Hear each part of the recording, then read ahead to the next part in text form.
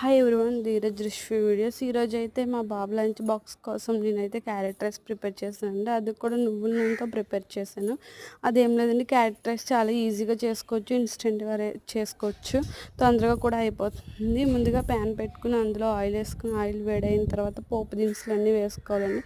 అవన్నీ కూడా ఒక 2 మినిట్స్ 3 మినిట్స్ పాటు బాగా ఫ్రై అయ్యే విధంగా ఫ్రై చేసుకోవాలి. ఇవన్నీ బాగా ఫ్రై అయ్యే విధంగా ఫ్రై చేసుకుని మనం ముందుగా తీసుకున్న క్యారెట్ తురుముని అందులో వేసుకుని క్యారెట్ కూడా బాగా ఫ్రై అయ్యే విధంగా ఫ్రై చేసుకోవాలండి. అంటే పచ్చివాసన పోయేంత వరకు కూడా మన క్యారెట్ అనేది ఫ్రై చేసుకుంటే టేస్ట్గా ఉంటుంది. పిల్లలు కూడా కొంచెం తినడానికి ఇష్టపడతారు. ఈ విధంగా క్యారెట్ కూడా బాగా ఫ్రై అయ్యే విధంగా ఫ్రై చేసుకోండి. క్యారెట్ కూడా ఫ్రై అయిపోయిన తర్వాత అందులో మనం ముందుగా పక్కన పెట్టుకున్న రైస్ని కూడా వేసుకోండి. రైస్ అంతా కూడా బాగా మిక్స్ అయ్యే విధంగా కలపండి. ఈ విధంగా కలిపిన తర్వాత చివరిలో రుచికి సరిపడా సాల్ట్ వేసుకుని అంతే, క్యారెట్ రైస్ ప్రిపేర్ అయిపోయింది.